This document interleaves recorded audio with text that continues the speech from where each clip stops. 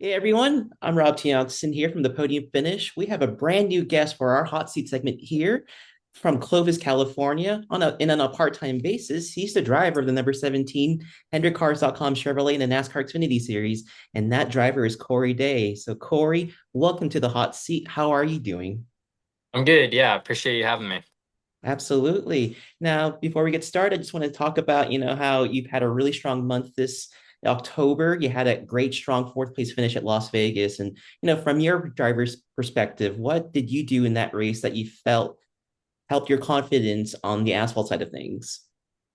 Yeah, it was just a good day overall. We were first group of practice, so I thought my car was really good starting practice, but it's always hard to tell, being first group and not getting the read that all the fast guys do. So yeah, I felt really good in practice, and then yeah, I had a loose moment in qualifying, but still thought we had a really fast car. So um yeah, I think it was just a good day, top to bottom, for my confidence, and just from a experience perspective, I guess, just getting to start 19th and pass cars, and then go race, in the top five was really good too. And you definitely looked really comfortable out there. Like you were not a rookie or a part-time driver. You look like you're one of the regulars ready to go for your first win. And you know, what specifically clicked at Las Vegas? And did you feel like the execution, the communication with crew chief Adam Wall was clicking on all cylinders? Did you feel like the rhythm or comfort and confidence finally matched up for that one evening?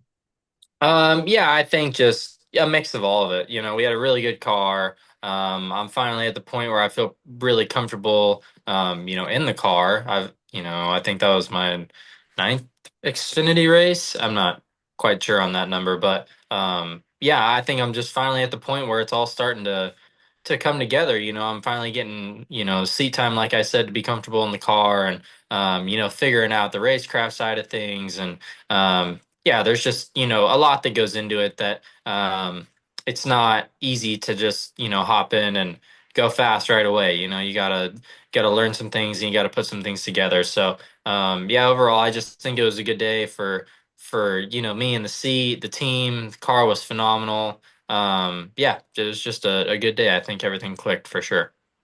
And for someone who's coming from the dirt track side of things, going to asphalt, obviously we've seen that crossover worked out quite perfectly. Your friend and mentor Kyle Larson, someone who can attest to that. Jeff Gordon, one of your racing heroes, someone I look up to, obviously made that transition as well.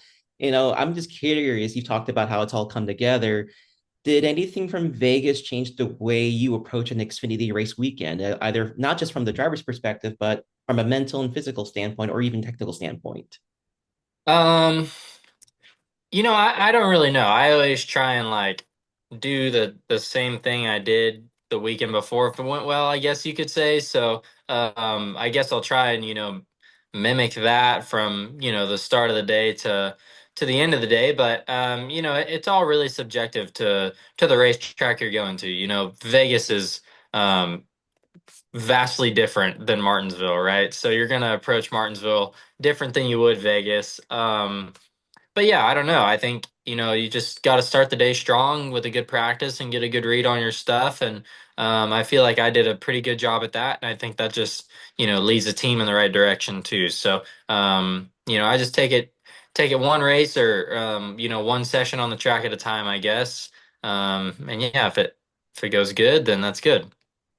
And it certainly helps set up the direction for good results, maybe even going after that first victory, which I know the expectations are to get comfortable and confident out there. But you're in a unique position for someone that's coming from dirt track to asphalt racing, where you're working with Hendrick Motorsports. You have a good crew chief in Adam Wall. You have access to drivers like Kyle Larson and the other Hendrick Cup drivers. So, what's something that you feel like you've picked up recently that's clicked for you? I just say like getting comfortable racing around cars has been a big one for me this year. You know, with the sprint car side of things, you're never really like wheel to wheel for that long, you just kind of pass each other back and forth. It's just a lot faster paced. So I think like learning the side draft and getting comfortable with that's been big, and just learning where to position where to position the car has been big for me. I've had to learn that in four different cars this year now. So the Xfinity car is kind of the last one I have to figure out, and I feel like I got a good handle on that part of it at Vegas. I definitely think you did for sure. And it has to be quite a transition to go from like running the cushion at a dirt track in the high limit racing series to now all of a sudden, like you said, running side by side, deciding where you can make that pass at a place like Las Vegas or somewhere like Martinsville, which by the way, of course, you made your Xfinity debut earlier this year. When you go back with more experience than you had back in April, what feels different about going into this race weekend for you? When you go into, I guess I've had to do it four times this year, but when you go into something and it's your first time, there's just a lot of nerves. There's a lot of, what if questions, a lot of, just unsureness. I think that's all gone, right? I know I know what to expect. I know what's gonna happen. I'm confident in my race car. I feel like our race car is really good there in March. So just a lot of that, questioning yourself, questioning what's gonna go on is out the window, and you can kind of focus more on, like the task at hand, I guess. So, yeah, I'm excited. It's always good for me to go back to a track that I've been to before because it does take away that unsureness about the track and the car and what everything's going to feel like. That's all kind of out the window. So yeah, I'm excited to get back to Martinsville as I've already been there. And for sure, you know what to expect when it comes to brakes, patience, and oh, by the way, the heated tempers that happen at a short track. So, has that been an adjustment for you as well, where you had to remember, like, okay, I got to pick and choose my battles. I can't get ruffled when someone tries to, like, bump me from behind or they're holding me up? Yeah, it is. It is definitely different than like sprint car racing. When you're faster than someone in a sprint car, you just pass them, and then that's it. You don't really see them the rest of the race because it's, only a 30 lap race. So that's something I have had to get used to. That guys come and go throughout the stages. Their cars are sometimes bad to start the stage and good to end the stage, or vice versa. So when someone's coming behind you that's way faster than you, I'm not used to letting someone go. You race all you as hard as you can in a dirt car. So it's definitely been different for me to, if it's stage one and someone's behind me that's way faster, it's been different for me to have to be like, okay, like go ahead. I still got 150 laps to race you. So that's definitely been a big thing that I've learned too, is just letting the race play out and having patience. Um, that's been probably, I guess, I'd say the biggest thing I've learned this year is just just letting the race play out. I haven't ever had to do that. In my racing career, I've always tried to be in control of the race from the drop of the greens. So um, that's been a big one. And yeah, at Martinsville with heated tempers, like you said, it's definitely easy to piss someone off and get your day ended quick. Well, hopefully you don't end up being in that position. You can kind of have similar success that you had in Las Vegas, but when you have it at Martinsville, I'm sure it's going to be like a big check mark for you for sure. And Yeah. someone that you can turn to for advice, like I mentioned before, is Kyle, who obviously has been both a teammate and a mentor for you. I've seen you in the pit box for his cup races. He's been there for you, and vice versa for your races. How has that relationship evolved now that you're competing within the same NASCAR ecosystem with him?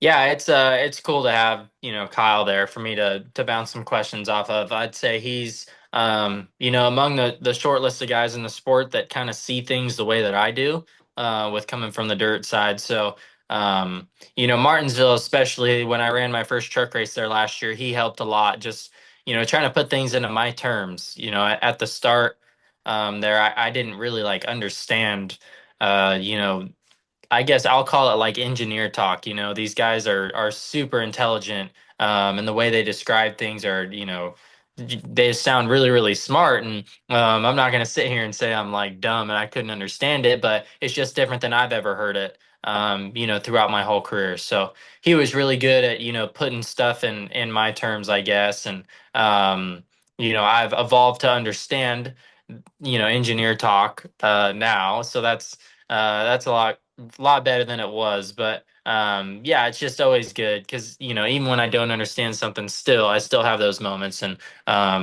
he's there to help me out with that. That's great to hear. And it sounds like that mentorship has really paid off because he's been there before. And like you said, now you can pick up on that and, feel like you can follow what's been said. And I think you're a pretty smart kid anyway. So I don't think that transition's been too bad for you to say the least. I got a couple more questions before I wrap things up. Big picture wise, what would be a successful end to this season for you personally? And not really with stats, but what's something internal that you would want to feel like you've achieved this year?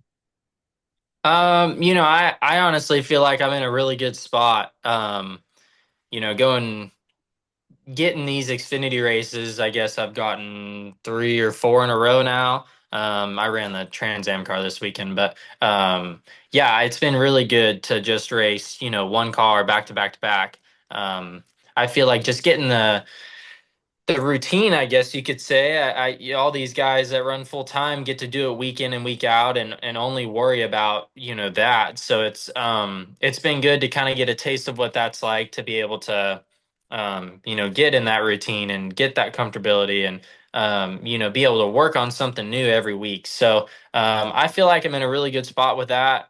I'm there quicker than I thought I would be, to be honest. I figured it was going to take me until Phoenix at least to get feeling really good. So I felt really good at Vegas. It could be I could go into Martinsville and not feel good and have to restart there. But yeah, I don't know. Stats wise, I'd like 2 more top 10s would be awesome. And Martinsville's its own animal. So I think, if I were to get more comfortable, on a short track like that, I think that would also be another big one for me to check off too.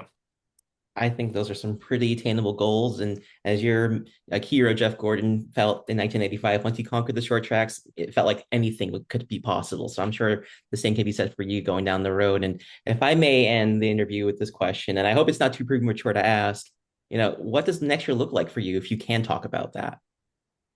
I can't say too much yet. That's okay. I will still be driving for Hendrick Motorsports on a, I guess, to be determined schedule. So yeah, I'll still be pavement racing with Hendrick Motorsports, and that's all I can say right now. That's fine with us. Just wanted to make sure that your fans knew where you were going to be doing next year in the NASCAR side of things. So, hey, man, I really appreciate doing this first interview with you and hopefully the first of many for sure. So, Corey, best of luck at Martinsville and at Phoenix this coming few weekends. And you have anything you want to say to your fans out there?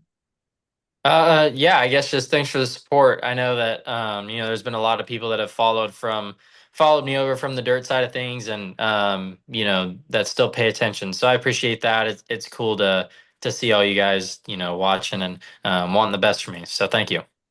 You bet. Corey Day, driver number 17, HendrickCars.com Chevrolet in the NASCAR Xfinity Series. Thanks, Corey. Yeah, thank you. You bet.